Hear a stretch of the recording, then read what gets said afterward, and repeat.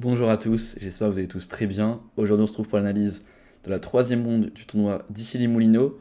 J'ai donc pour l'instant 2 points sur 2 après mes deux victoires contre deux joueurs moins bien classés. Et c'est donc la troisième ronde, je commence à jouer des joueurs d'un niveau égal ou supérieur. Je joue contre Laurent Berlandier, classé 2164 avec les Blancs, un joueur que je ne connaissais pas avant le tournoi. Je suis allé un peu voir sur sa page feed, etc. De mémoire, c'est un joueur qui a la trentaine ou tout juste 40 à peine. Il a un meilleur elo à 2260 il y a 3-4 ans, je crois, enfin juste avant le Covid, je crois. Donc voilà, c'est un joueur qui tourne à 2200, il vient de légèrement passer en dessous. Donc ça va être une partie accrochée. J'ai pas trop d'infos sur ce joueur, c'est la partie du matin. Je suis donc rentré le soir et reparti le matin. On est donc vendredi matin du pont de l'Ascension. Et je peux pas trop me préparer. Je vois que sa dernière partie dans la base, c'est contre Karpov. Sympa. Euh, il avait joué en simultané, elle est dans la base la partie. Et contre Karpov, il avait joué cavale C6 au premier coup. Et j'ai vu aussi que dans d'autres parties, il jouait G6. Enfin, il jouait plein de choses différentes. Et j'avais l'impression qu'il n'avait pas forcément d'ouverture. Il jouait un peu tout ce qui lui passait par la tête. Donc je me suis dit, on va pas se préparer, ça sert à rien. Vaut mieux dormir, ça sera mieux. Du coup, juste avant que je commence l'analyse, n'hésitez pas à liker la vidéo, vous abonner à la chaîne si ce n'est pas encore fait, et mettre un petit commentaire. Et c'est parti. Du coup, j'ai les blancs et j'envoie E4. Là, j'attends de voir un peu ce que m'a prévu mon adversaire. Et je vois qu'il prend son pion D et qu'il l'avance de 2 cases. Ça faisait longtemps qu'on m'avait pas joué une Scandinave. Je crois d'ailleurs que c'est la première fois dans le Road to FM. Ou en tout cas une Scandinave Dame prend D5, Dame A5. C'est sûr que c'est la première fois. Maintenant, j'ai un doute. On va peut-être jouer D5 puis cavalier F6, la portugaise. Mais en tout cas, Dame prend et Dame A5, c'est la première fois qu'on me le joue dans le Road to FM. Donc le Road to FM, il est là depuis fin 2022. Donc ça va faire quasiment 2 ans que, même je pense plus, qu'on m'a pas joué à la Scandinave. Donc bien sûr, j'ai pas tellement de répertoire dessus. Étant donné que je joue un peu en blitz, bullet sur internet, des fois on me le joue, donc je fais souvent la même chose. Et je me dis, ok, je vais faire la même chose que sur internet. Puis on prend des 5, Dame prend des 5, et j'attaque donc la Dame des 5 pour qu'elle bouge. Ici, je me dis, j'espère quand même qu'il va me jouer Dame A5 ou Dame D8. Parce que c'est vrai que la variante avec Dame D6, je sais qu'elle a un peu joué. Et elle est de plus en plus jouée d'ailleurs. Et, euh, et là, j'ai vraiment zéro théorie, zéro connaissance, zéro de chez zéro. Encore Dame A5, j'ai un peu d'idées. Mais Dame 5, Dame D6, j'ai vraiment zéro, zéro, zéro. Et je me dis, bon, c'est pas un coup très dangereux, mais ça fait chier quand même si mon adversaire il connaît et moi je connais pas quoi. Donc, il joue Dame A5, je suis content. Et j'envoie donc D4. Il joue donc cavalier F6. Rien de surprenant pour cette Scandinave. Je fais donc fou C4. Et là, je me dis, on va essayer de le surprendre un peu. On va pas jouer les mains. Les main line, cavalier F3 notamment, c'est la main. Je fais donc fou C4. Un coup qui est beaucoup joué, mais un peu moins quand même. Ici, je connais deux coups. Je connais C6 pour prévoir le recyclage de la dame. Et je connais fou G4. Mon adversaire envoie fou G4. Ok. Sur fou G4, la ligne principale, c'est bien sûr F3. Je vais vous montrer rapidement la ligne principale. Alors, s'ils vont H5, on peut jouer cavalier E2 et peut-être même G4 des fois. Genre E6, G4, fou G6, cavalier F4 ou H4. Et ça part comme ça. Alors, peut-être H4 d'abord, c'est mieux. Et après cavalier F4, et ça part comme ça. Et sur fou F5, on joue pareil, cavalier E2. Et sur E6, même chose. On peut envoyer G4 si on veut. Fou G6, H4, etc. Donc ça, c'est vraiment la main. Et mon adversaire, à la fin de la partie, m'a dit qu'il connaissait surtout ça. Et donc moi, j'ai décidé de jouer d'abord cavalier E2, qui est beaucoup moins joué. Et en fait, ça pose un peu une question à l'adversaire. C'est qu'est-ce qu'il va faire? Et je pense que j'ai eu raison, parce que j'ai joué cavalier E2, et il va me jouer un coup qui n'a jamais existé. En tout cas, dans la base, il n'a jamais été joué ce coup-là. Donc c'est que cavalier E2 l'a perturbé. Il savait pas s'il devait jouer E6. Il savait pas s'il devait jouer cavalier C6. Il savait pas s'il devait jouer cavalier BD7. Il savait pas s'il devait jouer C6, E5. Il y a pas mal de coups candidats. Même peut-être H6 pour prévoir la revenue du fou après F3. Vraiment, il y avait beaucoup de coups candidats. Et il a pas mal réfléchi sur ce coup. Honnêtement, moi je m'attendais surtout à C6. J'avais prévu là-dessus de faire fou D2. Et peut-être qu'il allait revenir en B6. Et je me dis que j'allais peut-être rocker. Peut-être jouer F3, H3, je sais pas. Et je m'attendais surtout à ça. Et là je vois, il prend son pion à 7. Et il l'avance d'une case.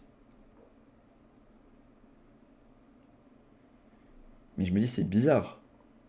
Parce que sa dame, quand je vais faire mes idées de fou D2, etc., avec les enfermements, elle peut pas aller par là-bas. Si elle va par là-bas, elle peut se faire enfermer, elle perd des temps. C'est clairement pas les cases. La seule idée, c'est de venir revenir en C7 ou en B6. Sauf qu'à partir du moment où j'aurai fait fou D2 cavalier D5, il va devoir jouer C6 quand je vais faire fou D2. Ou quelque chose comme ça. Et le problème d'avoir joué à 6, c'est que t'as juste perdu un temps, et tu te crées des gros trous sur case noire. Et surtout que ça n'a aucun intérêt parce que on peut se dire aussi c'est pour jouer B5, mais C6, on peut aussi essayer de jouer B5 si on veut. Il voulait peut-être aussi empêcher les idées avec cavalier B5, comme ça, après fou D2, mais C6, ça l'empêche aussi. Donc clairement, A6, c'est une perte de temps, et je saute sur l'occasion, et j'avance mon pion H d'une case. H3. Et H3 déjà, il est perturbé. Je vois qu'il réfléchit quand même pas mal déjà dans cette ouverture. Je me dis que si Fifou prend E2, il va donner sa paire de fous. Ça peut pas être bon. S'il fait fou F5, je vais peut-être pouvoir déjà jouer D5. La dame commence vraiment à être enfermée. Mais vraiment, vraiment. Il peut plus jouer C6. Ou en tout cas, il peut, mais c'est pas incroyable. Je peux rocker par exemple. S'il prend, je reprends du cavalier. J'ai un bel avantage. J'ai déjà un beau plus 1. S'il fait fou H5, pareil, j'avais prévu de faire petit rock. Peut-être cavalier BD7. Comme ça. Peut-être fou D2. Et je m'étais dit que, encore une fois, il pouvait pas jouer C6. Parce que je vais pouvoir jouer par exemple, je sais pas, G4, F4. Ou alors même. Peut-être pas cavalier D5. Mais ouais, G4. G4, fou G6, F4. Menace F5.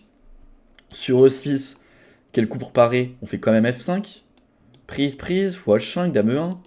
Enfin, on a vraiment du jeu. Il peut pas jouer grand rock parce que là, ça va être un carnage, des cases noires. Je me dis, je vais vraiment être très bien. J'attends de voir ce qu'il compte faire. Et il se rend compte que sur les coups, le fou recule, il est vraiment pas bien. Il décide donc de donner sa paire de fous. Très bien, je fais donc dame prend E2. Et là, il va faire un coup qui va me surprendre un peu. Finalement, c'est le meilleur coup de l'ordi. Il va faire cavalier C6. Et je me dis, l'enfermement, il arrive quand même très très vite là. Je vais jouer fou E3, D5. La dame, elle n'aura plus de cases. J'aurai juste à l'attaquer. Genre A3, B4, la dame, elle n'a plus de cases. Je me dis, ça commence vraiment à être bizarre. Je me suis dit, même si ça donne pas trop envie, peut-être qu'il faut faire E6, laisser fou D2 et faire fou B4. Je peux pas jouer A3 parce que je peux pas prendre. Il y a la tour qui est en l'air. Du coup, peut-être que je vais faire grand rock.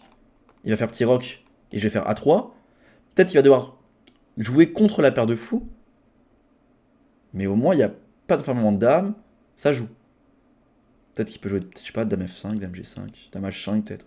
Peut-être pas dame H5, mais peut-être même dame B6. Tiens. Peut-être D5 est chiant. Ouais, peut-être dame G5 échec.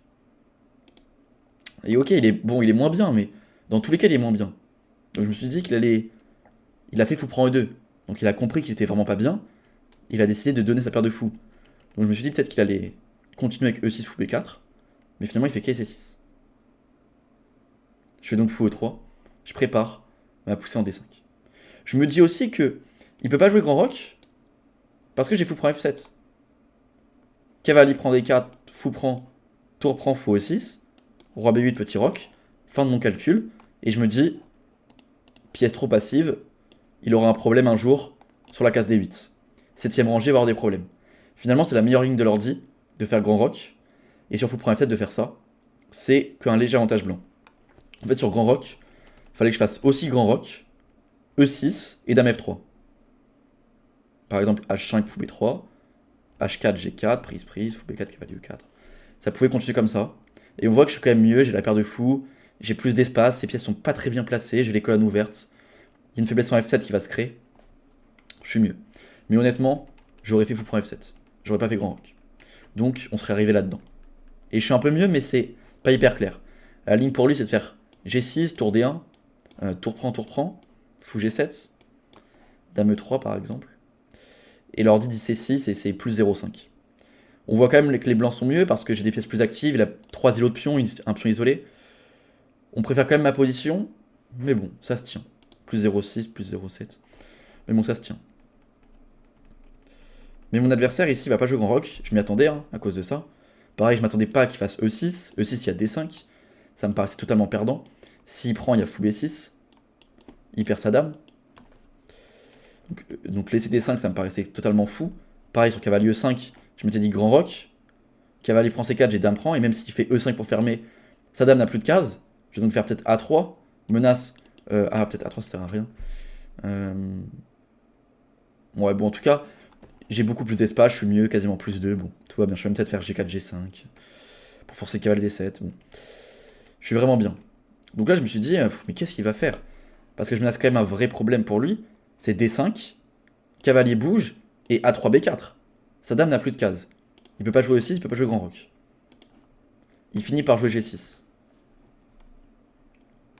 Il a compris qu'il pouvait pas développer son fou par là. Il a compris qu'il pouvait pas faire grand roc. Donc il se dit, pour faire petit roc, j'ai besoin de développer mon fou par G7. Voilà pourquoi il fait G6. Et là, j'ai joué petit roc, qui est le deuxième meilleur coup. J'avais plus précis directement. Je pouvais déjà jouer D5, mais j'avais peur de cavalier E5. Non, j'avais peur de quoi? Ouais, j'avais peur de cavalier. J'avais peur de cavalier E5. Et en fait, il y a fou D4. Et sur cavalier ED7, moi je m'étais dit ça et je m'étais dit, certes, je suis mieux, mais je vois pas grand chose de direct. Il y a A3 maintenant. C5, pour que la dame reparte. Prise, B4. Et le truc, en fait, c'est que maintenant, sur dame C7, je vais pouvoir jouer cavalier E4. Et je commence vraiment à me mettre une énorme pression. Je menace cavalier prend. S'il prend, il perd du matériel. S'il fait fou G7, il se prend notamment fou prend F7. Roi prend. Cavalier G5. Roi 8 forcé. Cavalier E6. Et je récupère le matériel. Bon, c'était très dur à voir, mais en fait, c'était juste forcé. Encore une fois, il faut trouver tour D un seul coup. Pas simple. Avec l'idée que s'il prend le cavalier, il se prend fou prend. Dame prend. Et tour prend D7. J'ai donc un pion de plus et son roi est très faible. Et s'il fait E5, je fais fou E3. C'était hyper dur à voir, tout ça c'était forcé. À partir de là, D5, cavalier E5, fou D4. Cavalier ED7 pour défendre. A3 menace B4. Donc C5 ou C6, seul coup pour défendre. Je vais donc prendre ce pion et jouer B4. Dame C7, seule case pour tout défendre. Cavalier E4. Seul coup pour défendre, fou G7. Fou prend F7. Roi prend forcé, cavalier G5. Roi 8, cavalier E6. Et même après, quand je fais cavalier prend G7, faut trouver tour D1. Parce que mon cavalier n'a plus de case pour ressortir. Si je le perds, j'ai une pièce de moins. Tour D1. S'il prend, j'ai fou prend F6, tour prend D7. Et s'il fait E5, je peux juste faire fou E3. Et l'idée, c'est que maintenant, quand il bouge, je fais fou H6 pour défendre. Et même encore, il faut le ressortir le cavalier. Bon, la variante est introuvable. J'ai donc joué petit roc, le coup logique. Pour ramener plus de pièces vers l'attaque. Il fait donc fou G7, il continue son développement, coup logique, et j'envoie donc D5 maintenant. Ici, il a deux possibilités. Cavalier E5 ou cavalier B4. Cavalier B4, c'est directement perdant, il y a A3. Je calculais quand même cavalier prend D5, mais ce qu'il faut voir, c'est qu'il y a prise et B4. La dame n'a plus de cases. Sur cavalier prend B4, j'ai prise, et la dame ne peut pas prendre en B4 à cause de tour à B1. Là, c'est totalement perdant. Il a juste une pièce de moins. Et si sur donc prise B4, il fait, je sais pas, cavalier C3, je peux juste faire prise et prise. À la fin, j'ai la paire de fou contre tour pion. Donc cavalier B4, ça perd direct. Il fait donc cavalier E5, je m'y attendais. Et je fais donc fou D4. Au départ, je comptais faire fou F4, mais il y a un coup qui m'a embêté. Je me suis dit, après prise, il pouvait peut-être juste faire petit roc. Et si je prends ce pion, avec ma dame, il va juste faire prise une fois, tour F8. Je dois bouger, disons en E5, et là il va mettre la pression. Je vais avoir un problème sur ce pion, et si je fais tour AC1, il va me jouer B4. Je pourrais pas tout défendre à la fois. Donc je me suis dit fou F4, il va juste venir échanger petit roc. Certes je suis mieux, je suis pas obligé de prendre le pion C7, mais c'est pas un énorme avantage. Je fais donc plutôt fou D4, qui me permet aussi de contrôler la case B6 pour que la dame n'ait plus de case après A3 B4. Bon, ici, il fait le coup que je m'y attendais. Cavalier FD7. Sur cavalier ED7, j'avais prévu de faire A3, C5, prise, et tour FE1. Et je me dis que j'allais être beaucoup mieux. Il peut pas faire E6 à cause de fou prend E6. Ça, c'est plutôt simple. Et s'il fait petit roc, bah, je gagne juste un pion. Donc, mais je m'étais dit que cavalier ED7, ça perdait direct. Qu'est-ce qu'il pouvait faire d'autre? Il pouvait faire cavalier prend C4, mais je pouvais juste prendre. Et là, par contre, l'avantage, il se voit beaucoup. Je menace B4, en fermement de dame. Dame A3 et tour B1, tour B3. Donc, seul coup, c'est C6, et donc de donner le pion. Et là, il y avait ça, dame D8, prise. Et j'ai un pion de plus. Cette variante-là, je l'avais calculé, je m'en souviens. Du coup, il peut ni prendre ni reculer avec son cavalier E. Il fait donc cavalier FD7. Et là, je vais me tromper, je vais pas jouer le coup le plus précis, et je vais jouer fou B3 pour éviter les échanges et garder mes pièces sur sa dame, qui est enfermée. Mais le petit souci, c'est que là, je pouvais jouer tour FD1. L'idée, encore une fois, bon, il peut pas prendre le fou. Et si il rock, maintenant je fais fou B3. C'est quoi la diff? C'est que là, il peut bouger aucune pièce. Si je joue un coup random, j'ai déjà F4. Le cavalier est enfermé. Et pourquoi fou D3 c'est pas bon? Fou B3. Parce que là, il peut faire cavalier F3. Dame prend et fou prend D4. Ça, je l'avais calculé. Et je m'étais dit que ça allait. Parce que j'allais jouer tour AD1 ou tour AE1 ou tour FD1. Enfin, j'allais placer mes pièces. Et il allait pas réussir à rocker rapidement. Et s'il fait fou F6, j'avais déjà peut-être des coups du style D6. On donne un pion et on ramène le cavalier. Ça commençait à être compliqué pour lui. Fou E5 ne marche pas, il y a dame prend F7. Du coup, ça commençait à me... Il y avait ça, là-dessus il y a ça. Ça commençait à me paraître compliqué. Mais finalement, ça va pour... Enfin, c'est que plus 1. Alors que faire tour FD1 d'abord, c'est énorme avantage. Parce que F4 est juste imparable. Et il est juste totalement perdant sur tour FD1. C'est déjà plus 3, totalement perdant. Je fais donc fou B3.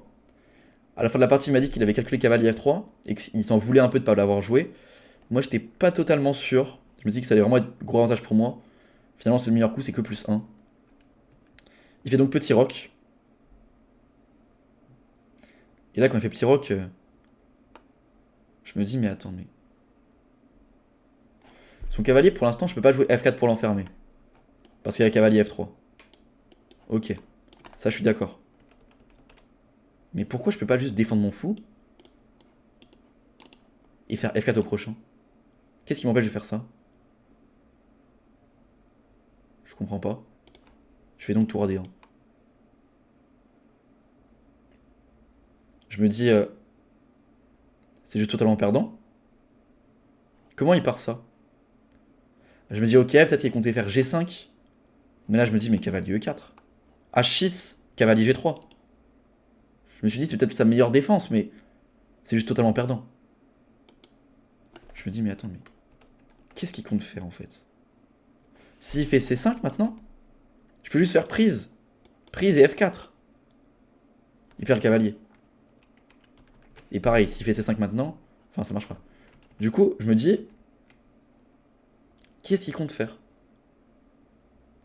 Il fait donc tour à D8. Sa meilleure défense, c'est de faire B5 et de donner le pion comme ça. F4, cavale C4, prise, et dame prend C7 ou dame prend C4, je sais pas, je prends lequel. Peut-être E7. Et en fait, on se rend compte que j'ai un pion de plus, il a 3 îlots de pion, il a pion doublé isolé, pion isolé, pièce mal placée, dame totalement hors jeu. Il est totalement perdant. Mais c'était sa meilleure variante. Il fait donc tour à D8. Et là, je me dis, mais...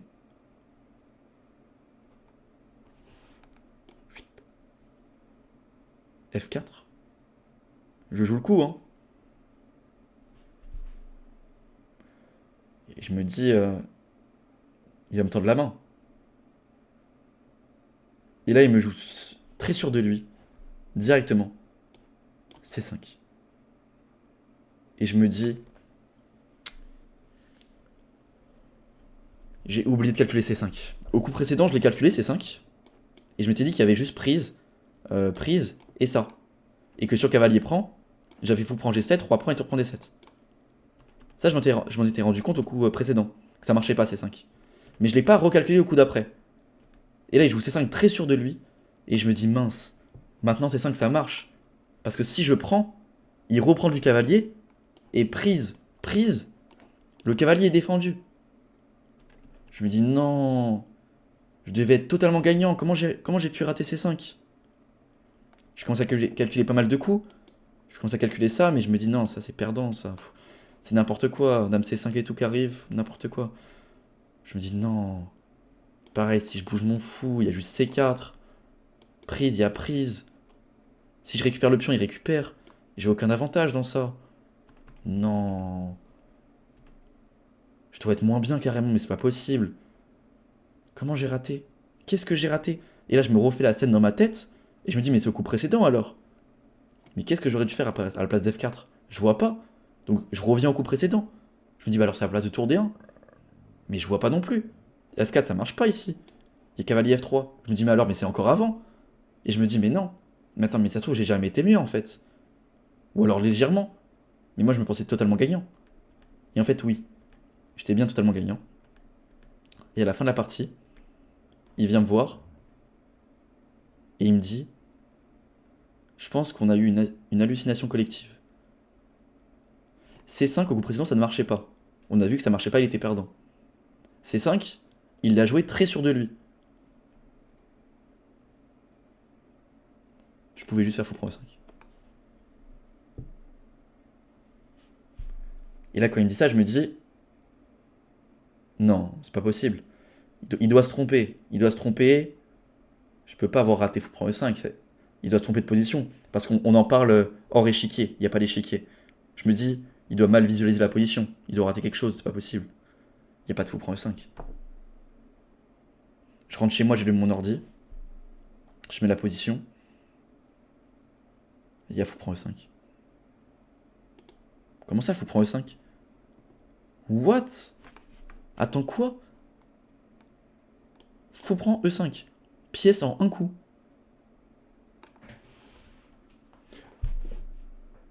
Je me dis, mais comment c'est possible? On l'a raté tous les deux. J'ai tellement. Je me dis, pion prend, ça marche pas. Donc j'ai même pas regardé fou prend. Comme, en fait, il était tellement sûr de lui. C5 ne marchait pas, enfin marchait au coup d'avant. Enfin, vous avez compris ce que je veux dire. Pion prend ne marche pas. Donc en fait, ça m'a même pas traversé l'esprit que je pouvais prendre la pièce en un coup. Et c'est même pas une pièce de plus avec du contre-jeu. C'est pièce, c'est terminé, terminé. Pièce de plus, zéro pion, pion passé qui arrive, toute la sauce, tout, y a rien qui va. Ça peut continuer comme ça, il est totalement perdant. J'ai mon pion qui va à dame au prochain coup. Non mais, what? Je fais donc D prend C6. Il fait cavalier prend. Je fais fou prend, il fait roi prend. Je fais cavalier D5. Il fait E6. Et il me propose match nul. Là, je suis dégoûté pendant la partie. Je m'étais pas encore rendu compte que j'avais pas pris la pièce en un coup. Mais je savais que j'étais totalement gagnant. Et que j'avais raté. J'ai quoi, 15 minutes de plus à la pendule. Mais je me rends compte que ça va commencer à tourner. Parce que là, on s'en rend pas bien compte. On a l'impression que ces pièces sont passives. Que les cases noires vont être faibles. Que j'ai quand même des cases dans son camp. Mon père m'a d'ailleurs dit qu'il pensait que j'étais mieux encore ici. Pourquoi j'accepte le match nul? J'accepte donc le match nul. C'est avantage noir. C'est moins 0,5. Et ça, je m'en étais rendu compte parce que. Et je me suis dit, pourquoi il me propose nul en fait? Parce que maintenant que j'ai plus de jeu, la case D4 va être monstrueuse. Si je fais cavalier C3, cavalier F6, cavalier D4, ça va arriver très vite. Si je fais cavalier E3, maintenant le problème, ça va être qu'il va jouer par exemple, je sais pas, B5, dame C7, cavalier C5, cavalier D4. En fait, ces pièces, ces deux cavaliers vont être très très forts. Je me rends compte de tout ça, et je me dis, j'ai déjà gâché le gain, je vais pas gâcher non plus un match nul. On va faire le choix de la raison, même si je pense avoir été totalement gagnant. Je vais accepter son match nul. On va faire le bilan de partie. Waouh. J'ai raté une pièce en un. Une pièce en un coup, hein. Il n'y a même pas de vanne échec puis on ramasse la pièce. C'est littéralement une pièce en un coup collée à la pièce. C'est tout. Waouh.